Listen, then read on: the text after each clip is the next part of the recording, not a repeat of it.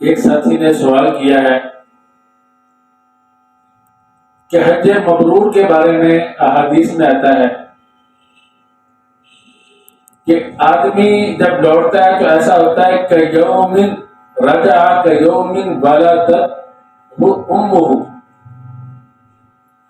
ایسے جیسا کہ اس کی والدہ نے اس کو ابھی جنا ہو، اس طرح گناہوں سے پاک صاف ہو کر لوٹتا ہے۔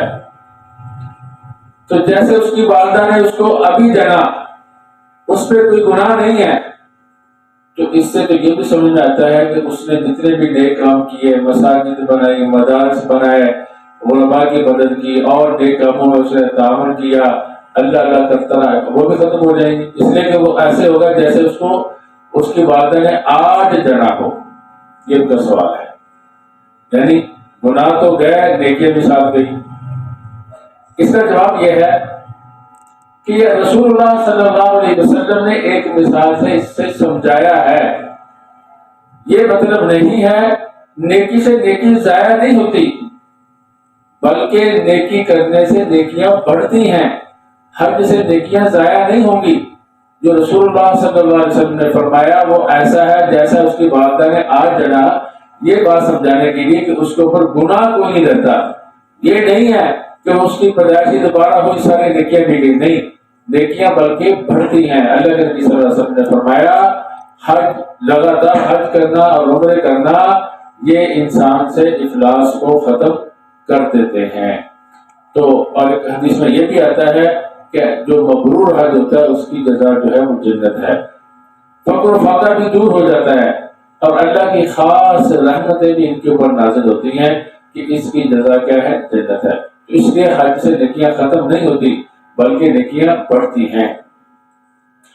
دوسرا سوال ان کا یہ ہے حج کے بارے میں کہ ہم نے سنا ہے کہ جو حج مبرور ہوتا ہے، مقبول ہو جاتا ہے، اس کی پہچان یہ ہے کہ انسان حج کرنے کے بعد انسان نیکیوں میں آگے بڑھتا ہے۔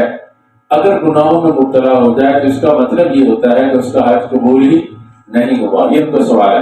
ہاں، جواب یہ ہے کہ اسی طرح ہے کہ ایسے آدمی کا حج مشکوک ہے کہ جس نے اس کو نیکیوں میں لگا نہیں بڑھایا، آگے حج کرنے کے باوجود وہ جھوٹ بولنا نہیں چھوڑتا، اگر تو سرکاری ملازم ہے تو رشوت نہیں چھوڑتا، اگر کسی محکمہ کے اندر لگا ہوا ہے تو غفلہ نہیں چھوڑتا، نمازیں نہیں پڑھتا، اگر پڑھتا ہے تو سستی کرتا ہے، قرآن کریم توجہ سے نہیں پڑھتا، اور رمضان کا مہینہ ہے تو روزے نہیں رکھتا، تو یہ اسی کی علامت ہے کہ اس کا حج مشکوک ہے، اس میں کوئی نہ کوئی کمی کوتاہی اس سے ضرور رہ گئی جس کی وجہ سے آگے نہیں بڑھا، وگرنہ تو نیکی انسان کو نیکی کی طرف کھینچتی ہے۔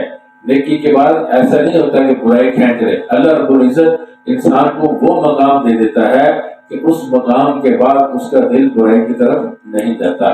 اس لیے ہر حاجی کو چاہیے کہ اپنے حج کو بہتر بنائے اور سیکھ کر حج کرے، اور اللہ رب العزت سے نیکی پر قائم رہنے کی توفیق مانگتا رہے۔